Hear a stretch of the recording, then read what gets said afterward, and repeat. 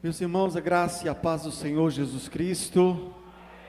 Quero louvar a Deus por esta igreja, pela vida do pastor Josival, sua família e os irmãos, pelo convite feito para esse momento tão especial do Departamento de Homens, essa conferência.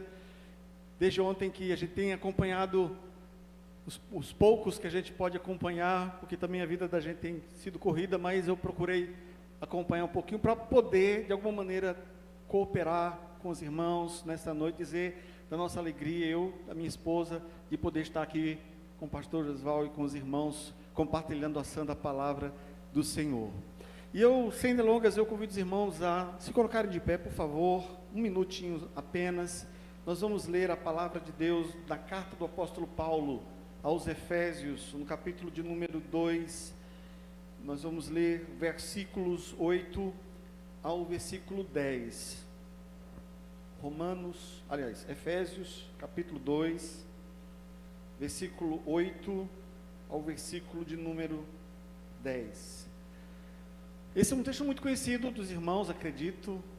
Possivelmente os irmãos ouviram muitas mensagens nesse texto.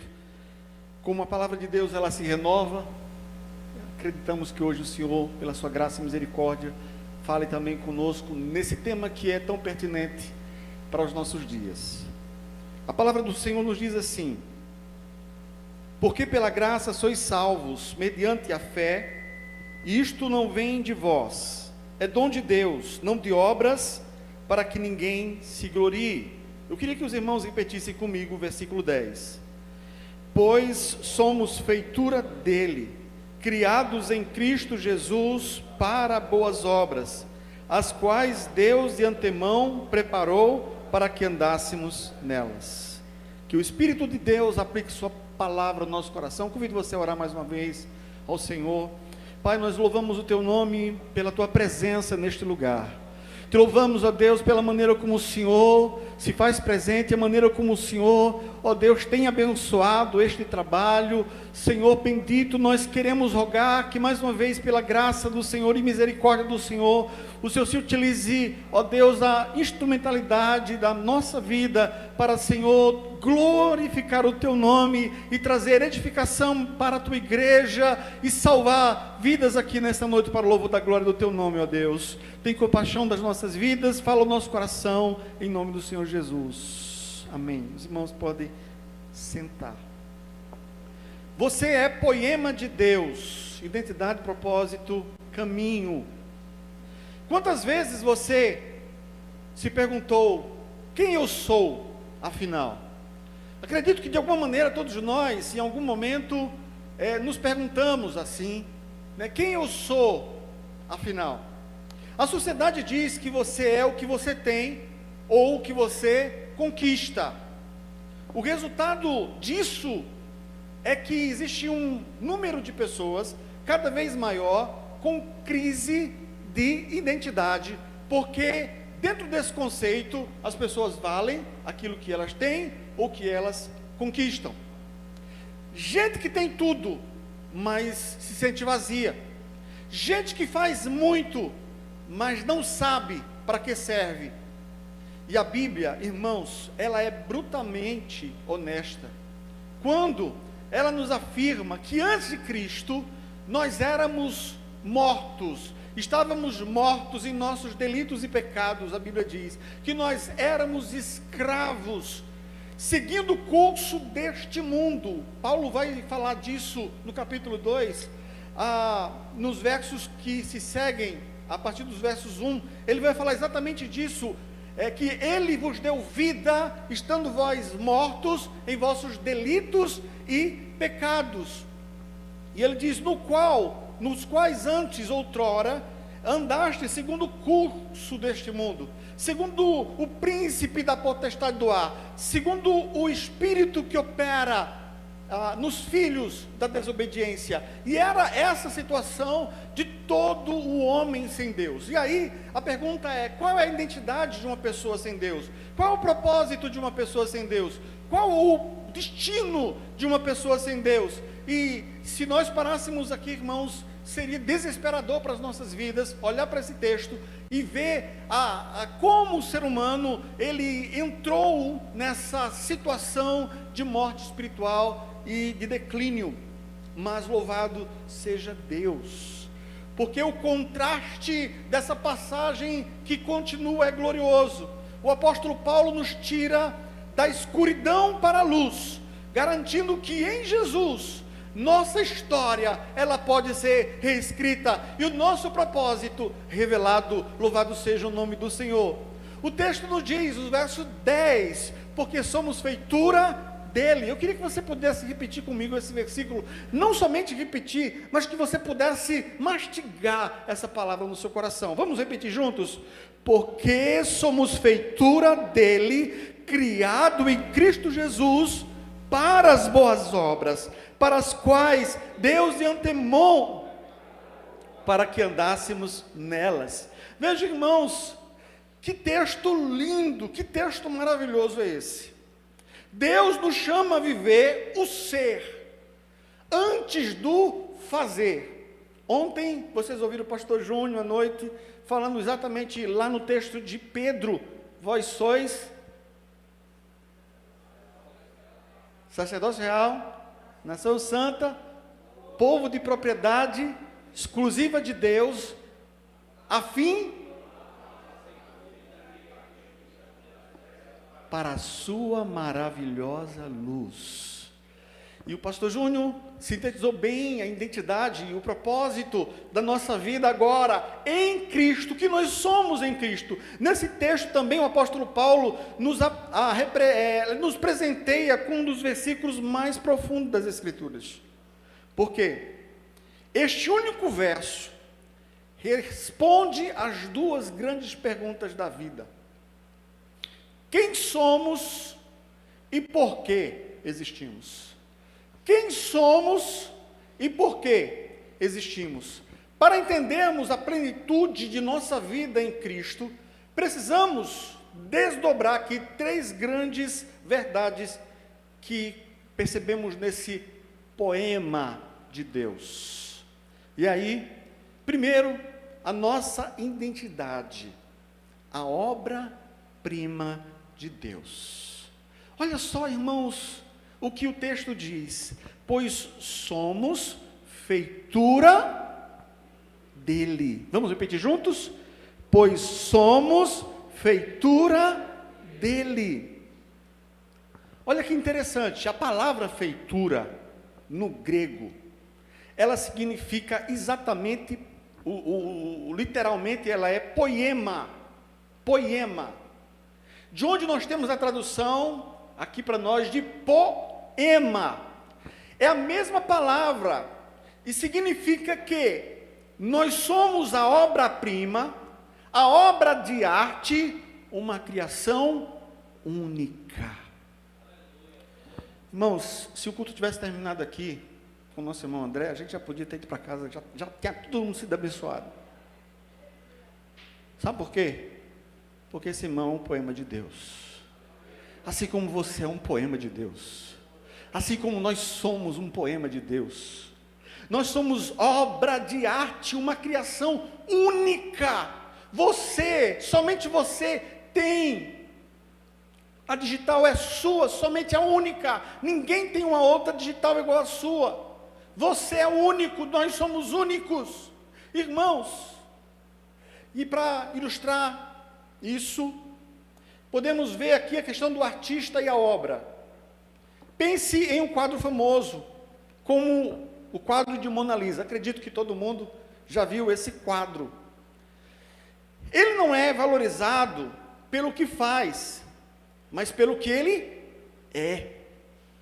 E por quem o criou? Leonardo da Vinci.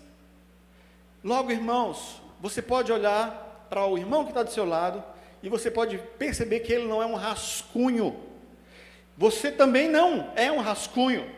Você é a obra-prima, o poema do Criador.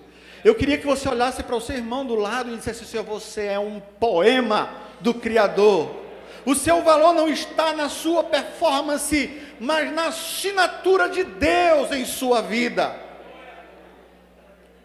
Logo, meu irmão, minha irmã, se você é o poema do Criador, não busque sua identidade no currículo, no extrato bancário ou no espelho. Também pare de se comparar com outras obras ou pessoas. O artista te fez único, você é único, Deus te fez para o louvor da glória dele. Combata a insegurança e a baixa autoestima, porque o Criador do universo te ama e por isso Ele enviou o seu Filho Jesus Cristo para transformar a sua vida, a minha vida, a nossa vida. O bendito Senhor, o bendito Salvador esteve aqui há 2000 anos atrás para reescrever a minha história e a sua história. Louvado seja Deus. Mas, irmãos, nossa identidade aqui ela é resolvida. Sua obra somos. Mas uma obra de arte não é criada apenas para ficar na parede. O Criador nos fez com propósito. E por isso, ele leva ao segundo ponto nesse texto. O nosso propósito. E qual é o nosso propósito? O texto vai dizer, criados para boas obras. Repitam mais uma vez comigo o verso 10 que diz, pois somos feitura dele, criados em Cristo Jesus para as boas obras. Irmãos, qual o conceito, a lógica da graça? O apóstolo Paulo diz que pela graça sois salvos. A salvação, ela é uma obra da graça de Deus, e significa que não existe mérito. Não há mérito na salvação. O mérito da salvação é totalmente e exclusivamente do nosso Senhor Jesus Cristo. Por isso que, agora recentemente comemoramos a Reforma Protestante, e um dos temas da Reforma, um dos grandes slogans da Reforma é Solus Christus, somente Cristo, sola gratia, somente a graça, sola fide, somente a fé. Por quê? Sola Dio glória, somente a Deus a glória. Nós somos feitura dele. A salvação é uma obra da graça de Deus, mas essa salvação, irmãos, que ela acontece na história, não é para que a gente fique inerte. A salvação, ela é a capacidade. E as obras, elas são o resultado dessa graça. As boas obras, elas não ganham a salvação. Elas a demonstram, elas evidenciam. Eu não realizo obras para ser salvo. De jeito nenhum. Porque se fosse assim, nenhum de nós seria salvo. A salvação é totalmente, exclusivamente pela graça. Mas essa graça não é vã. Essa graça, ela nos constrange. Essa graça, ela nos atrai. Essa graça nos capacita. Ela nos edifica de tal maneira que nós somos capacitados para que, a partir dessa graça e salvação reveladas, as obras, elas apareçam como, de fato, o é, obra da criação de Deus. Logo, irmãos, a gente pode comparar, fazendo uma ilustração aqui, o carro quebrado e o novo motor. Imagine que você tem um carro antigo, completamente quebrado. O motor está morto. A bateria, ela está esgotada e ele não consegue ir a lugar nenhum. Seus pecados e delitos eram esse motor morto, que Paulo descreve. Você não podia fazer nada de bom, porque estava morto em seus delitos e pecados. Você por si só não podia nem ligar o motor, muito menos dirigir para ajudar alguém. Mas então, irmãos, pela graça, e isto é o que a graça faz, Deus não te deu apenas um ajuste ou uma reforma na lataria. Ele te deu um motor novo, um motor novíssimo, um motor potente. E aí, irmãos, perfeitamente funcional, instalado por Ele mesmo. E essa é a salvação em Cristo, a capacidade que Ele dá para viver para o louvor e para a glória dEle. Agora o carro não foi consertado mais para ficar parado na garagem, admirando o novo motor, mas ele foi feito para rodar e ir para lugares, para transportar cargas valiosas e para servir. As boas obras são os quilômetros rodados com esse novo motor. Elas são uma prova visível de que o carro foi de fato consertado e transformado por dentro. Você não dirige para ganhar um motor, mas porque você recebeu o motor. Sua gratidão e nova capacidade o impulsionam agora a servir. Amém? Meus irmãos, as boas obras não são apenas ações sociais ou atos de caridade, mas são também toda a expressão visível da nova vida em Cristo. Em outras palavras, as boas obras, elas são o resultado natural de um coração regenerado. Deus tirou o coração de pedra e colocou em nós um coração de carne, regenerado e cheio do Espírito Santo, que vive agora em gratidão, não é ingratidão, mas em agradecimento pela vida, pela nova vida recebida. Deus não apenas nos salvou de algo, o pecado, mas Ele salvou para algo, para viver uma vida frutífera, útil e coerente com o Evangelho. Assim, irmãos, como uma árvore saudável, inevitavelmente produz frutos, o cristão salvo, enraizado em Cristo, inevitavelmente também manifesta boas obras, não para ser salvo, mas porque é salvo. Logo, queridos, pergunte-se: minha vida hoje está produzindo frutos que evidenciam a transformação de Cristo? Não espere por grandes chamados, as boas obras são um serviço na igreja, o bom testemunho no trabalho, a paciência dentro de casa, e também as visitas a um doente. Ame visivelmente o próximo. Essa é a única forma de o mundo ver suas obras em nós e glorificar o Pai que está nos céus. Não somos salvos por obras, mas para elas. Amém? Você pode dizer comigo? Não somos salvos por obras, mas para elas. Pela graça? Por meio? Isto não vem? É dom? Não vem? Para que ninguém, porque somos feitura, criados em Cristo, para as boas obras. Logo, irmãos, o que é maravilhoso é que não precisamos inventar essas obras, ou correr desesperadamente procurando o que fazer. Sabe por quê? O artista já preparou a galeria. Isso nos leva ao terceiro e último ponto, nosso caminho. O roteiro divino. O texto diz assim: os quais Deus de antemão preparou para que andássemos nelas. Então vejam, em Cristo nós temos uma identidade. O que era impossível para nós fazermos, Deus fez. E há um sentido que Deus nos criou duas vezes.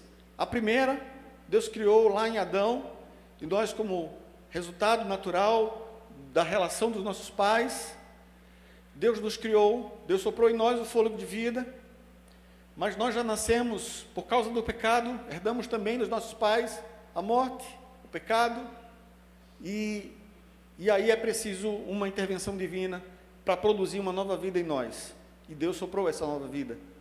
E Deus deu essa nova vida em Cristo Jesus. A todos aqueles que se arrependem e creem, Deus fez novamente cada um de nós. Ele nos faz e nos refaz. E Ele nos refaz porque Ele tem também um propósito em nossas vidas. E esse propósito também, nesse propósito Ele dá o roteiro pré-escrito. Vejam que o texto diz, o verbo preparou significa que Deus planejou, delineou e estabeleceu as oportunidades de serviço antes mesmo que a vivêssemos. Meus irmãos, existe um caminho de propósito que Deus estabeleceu para nós. E aí, podemos ilustrar, para ficar melhor entendido para nós, o mapa e a jornada. Um grande explorador recebe um mapa detalhado. Ele não precisa criar trilha. Ele precisa andar apenas na trilha, que já está lá. Se ele sair do mapa por conta própria, ele se perde. E a jornada se torna cansativa e infrutífera. Da mesma forma, Deus já delineou as boas obras para a minha vida e para a sua vida. Há uma ilustração também que nos ajuda, que fala sobre o quebra-cabeças da vida. Imagine que a sua vida cristã é um gigantesco quebra-cabeça, de 1000 peças. Cada peça,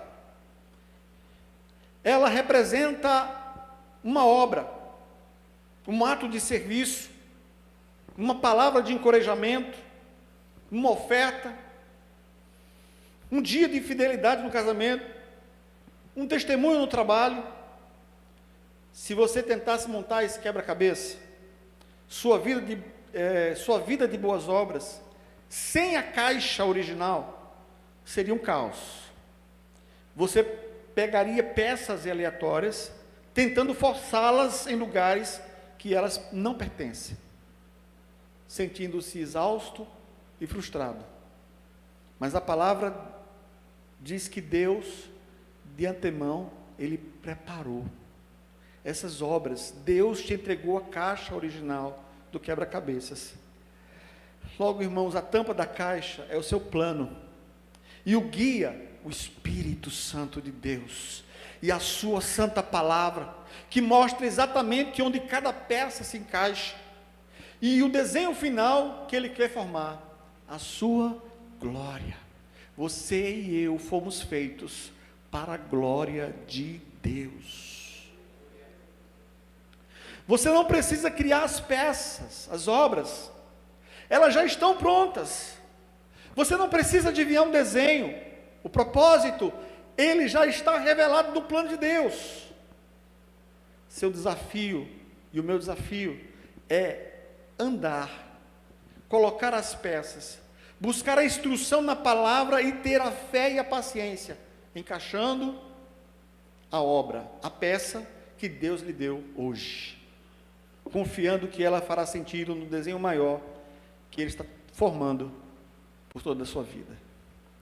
Irmãos, todos nós passamos por momentos na vida e situações que a gente de repente não entende, mas até as dificuldades que a gente passa na vida, até as lutas, as tribulações que a gente passa na vida, meu irmão, minha irmã, lembre-se, tem um Deus que está no trono e que tem um controle da história e que está escrevendo a história, e essa história, ela tem um final feliz para todo aquele que é feitura dele, criado em Cristo Jesus, para as boas obras. O que a gente pode aplicar, irmãos, de tudo isso que a gente falou até agora? Você não precisa ficar ansioso.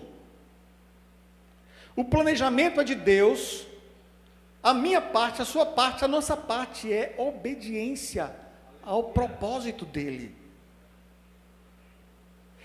Isso também serve para despertar o nosso olhar, exatamente, irmãos, para perceber que mesmo nas dificuldades, Deus está lá, está no comando de tudo, está operando em coisas que para alguns é coincidência ou acaso, mas para nós é a mão provedora do Deus eterno, todo-poderoso, guiando a história da nossa vida para louvor e para a glória do nome dele. Querido irmão e irmã, eu queria recapitular rapidamente o que nós falamos até agora. Aqui nós vemos o triângulo da nova vida. E aí nós vimos que há uma identidade que é proposta no tema dessa conferência de homens. Na identidade, nós vimos que nós somos o poema, ou poema, a obra-prima de Deus. Agora, irmãos, quando a gente lê um texto como esse, tem muita gente que faz uma leitura equivocada, porque elas dizem assim, poxa vida, rapaz, Deus olhou para mim, eu sou o cara. Rapaz, não tem ninguém como eu. E na verdade é totalmente contrário disso. É olhar para mim e dizer, poxa vida, eu não merecia nada. Eu não merecia nada. Mas Ele me amou. E Ele tem um plano para a minha vida. Ele tem um propósito para a minha vida. Logo eu tenho um valor por causa dEle, por causa da graça dEle. Ele me fez com um propósito, eu tenho uma identidade, e Ele me fez com um propósito, o propósito, eu fui criado para as boas obras, eu fui criado para fazer o bem, e o bem aqui se encaixa muita coisa, como a gente falou, não só obras de caridade que está incluso, mas está no simples gesto de amor com o cônjuge, com os seus filhos, no tratamento com os irmãos, no carinho, no respeito, no testemunho no trabalho, e tudo que você está fazendo, que você vai fazer, sua vida, minha vida tem que ser um perfume que proclama Cristo, que mostra Jesus em mim, Jesus transformando a minha vida, fazendo sentido na minha vida, e as pessoas olham para mim, olham para você e veem que nós somos obra-prima da criação de Deus. Aleluia! Glória ao nome do Senhor. Esse Deus, irmãos, nos criou com um propósito. Então você, meu irmão, minha irmã, você pode dizer, tem um valor. Tem um valor na graça de Deus. Tem um valor porque Deus me amou, porque Ele tem um propósito na minha vida. Eu não merecia. Isso não me leva a orgulho, isso não me leva a soberba, arrogância, isso me leva à humildade, isso me leva a quebrantamento, isso me leva a contrição, isso me leva à adoração, à entrega, à consagração. Deus me amou, Deus me amou, e Ele quis me salvar, e deu o que havia de mais precioso, o seu Filho, Jesus Cristo. Aleluia! Logo, irmãos, há uma identidade, há um propósito e também há um caminho. Deus já preparou esse caminho para que eu ande nele. Amém. Vamos repetir juntos o texto mais uma vez, verso 10? Repita comigo, por favor. Pois somos feitura dele, criados em Cristo Jesus, para as boas obras, as quais de antemão preparou para que andássemos nelas. Olha aí, isso aqui é para a gente sair daqui, se a gente já era crente, é para ser mais crente ainda, é para sair daqui fazendo diferença, total, Quais foram as obras de Cristo? Todos nós temos na Escritura, todo dia ouvimos isso, essas pregações que a gente ouve, irmãos, não é para passar por cima da cabeça da gente. Essas pregações que a gente ouve é para entrar no nosso coração e para fazer diferença, para que Cristo esteja encarnado na minha vida através do Espírito Santo, e as pessoas vejam na minha carne o Cristo que morreu por mim, que ressuscitou ao terceiro dia, que foi assunto ao céu e que breve voltará para buscar a sua igreja, para buscar o seu povo, para buscar o seu rebanho. Enquanto isto, nós estamos aqui para testemunhar, para proclamar, para mostrar ao mundo as obras de Deus. Jesus disse: vós sois o sal da terra, vós sois a luz do mundo. E na medida que os homens verem as vossas boas obras, o Pai será glorificado. Mais uma vez, o texto, que foi o texto tema de vocês: vós sois raça eleita, sacerdócio real, nação santa, povo de propriedade exclusiva de Deus, a fim de anunciar as virtudes daquele que vos chamou das trevas para a sua maravilhosa luz. Irmãos, há momentos que a nossa pregação, a gente precisa, às vezes, em algum momento, dizer assim: olha, ou você aceita Jesus ou você vai para o inferno. Mas não é toda vez que a gente precisa fazer isso, né? Eu vou olhar, por exemplo, o Evangelho e não vejo Jesus fazendo isso direto sempre. Ele falou sobre isso, falou muito sobre isso. Mas não ele está falando sobre isso direto. Tem gente que pensa que evangelizar é só dizer: ó, você tem que aceitar Jesus ou você vai para o inferno, né? E tem muito mais envolvido aí, irmãos, muito mais envolvido. A nossa vida, ela é a proclamação. Nossa vida é o testemunho. Nós precisamos, irmãos, mostrar com a nossa vida deve ser uma pregação. É claro que isso não nos isenta de falar. A gente foi chamado para falar, para pregar. Mas, antes mesmo de falar, nós devemos ser. E as pessoas precisam olhar para mim e para você e ver Cristo Jesus. Cristo em vós, a esperança da glória.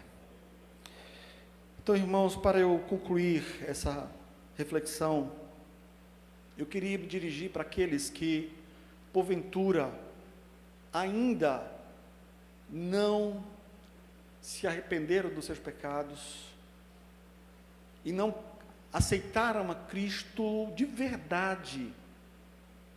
Eu digo de verdade porque, irmãos, no Brasil, se você perguntar à pessoa: você é cristão? A maioria das pessoas vão dizer: sim. Eu, pessoalmente, nasci no lar cristão, pelo menos que se denominava cristão, mas só vim me converter aos 17 anos de idade.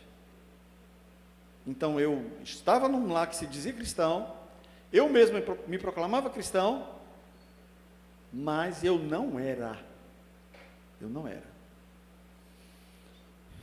E aí, querido, eu quero me dirigir para você, dizendo o seguinte: você está cansado de buscar identidade em coisas que se desfazem. O primeiro passo, conforme o texto que a gente leu aqui, é ser criado em Cristo. A gente viu aqui que isso é obra de Deus. É Deus quem realiza, pela graça sois salvos. Logo, receba a graça que o salva e comece uma nova vida com propósito, porque a obra de Deus começa por meio da fé. Pela graça sois salvos por meio da fé. Se nesta noite você percebeu que a verdadeira identidade e o verdadeiro propósito da vida só podem ser encontrados em Jesus Cristo, não adie essa decisão.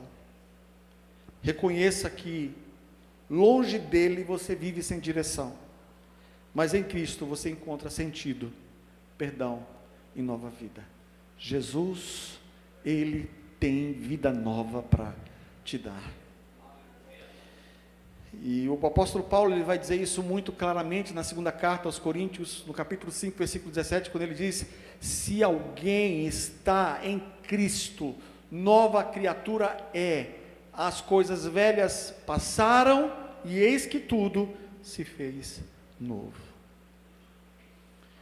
Logo, querido, arrependa-se dos seus pecados, creia em Cristo de todo o coração e entregue-se completamente ao Senhor. Ele tem algo especial na sua vida, Ele tem algo especial para você. Foi por isso que Ele enviou o seu Filho Jesus Cristo para buscar e salvar o que se havia perdido. Logo, hoje pode ser o recomeço da sua história. Não sei como você tem vivido até o presente momento, mas eu sei que o Deus que está no trono, Ele reescreve histórias, e pode ser que a sua história possa ser mudada hoje, pela fé nele, em nome do Senhor Jesus Cristo. Uma história escrita pelas mãos de Deus, onde você descobrirá quem realmente você é, e para o que você nasceu, e vive para a glória de Cristo. Para aqueles que já professaram a fé, aqueles que creem, aqueles que já se arrependeram e creram no Senhor Jesus, se você já é obra-prima, meu querido, minha querida, pare de viver como um lixo. Você é obra-prima de Deus. Viva como essa obra-prima de Deus. Se você foi criado para as boas obras, pare de viver uma vida egoísta e inativa. Deus te formou para uma vida com propósito. Para viver para a glória de Cristo. Logo, levante-se e ande. O caminho está preparado. O Filho de Deus, Ele veio aqui, Ele se entregou por nós, Ele morreu a nossa morte, para vivermos a sua vida. Ele se entregou por nós, para que nós nos entreguemos para Ele. Charles Stewart, ele disse uma palavra: se Jesus é Deus, e morreu por mim, não há sacrifício grande demais, que eu possa fazer por Ele. Então, meu querido, a melhor resposta que a gente pode dar no culto, é entrega, é consagração, é adoração, é louvor. Mas adoração e louvor não é só esse momento aqui. Não é só quando estamos. Como é bom a gente cantar louvores a Deus, ouvir, né, os músicos que cantaram tão belamente. Não é somente a gente ouvir mensagens, pregações que vêm do céu para o nosso coração, que aquecem nossa alma, que quebrantam o nosso coração. Esse momento de comunhão que é lindo, maravilhoso, é vontade de Deus que a gente se reúna, que a gente congregue, que a gente adore. Mas isso não deve ficar apenas aqui nas quatro paredes. O Senhor nos chama para cá, para nos revestir, para saindo daqui, o nosso culto continuar lá fora, na nossa casa, no tratamento com o nosso cônjuge, no tratamento com os nossos filhos, no tratamento com os nossos vizinhos, no nosso trabalho. Se vai jogar bola, futebol, por que não? Se vai se divertir numa praia, tomar um banho de praia. Se vai comer uma pizza, beber um suco, não vou dizer refrigerante porque não pode não. Refrigerante faz mal. De vez em quando a gente toma, né?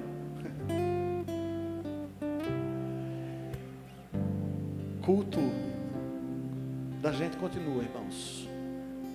E Paulo sintetiza tudo isso na carta aos Coríntios, capítulo 10, versículo 31. Seja comer, seja beber, seja qualquer outra coisa fazer, tudo seja feito para a glória de Deus.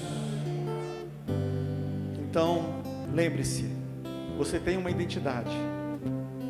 Você foi feito com um propósito. E existe um caminho já preparado para nós trilharmos nele. e o fim dele é glorioso. O fim dele é abençoador.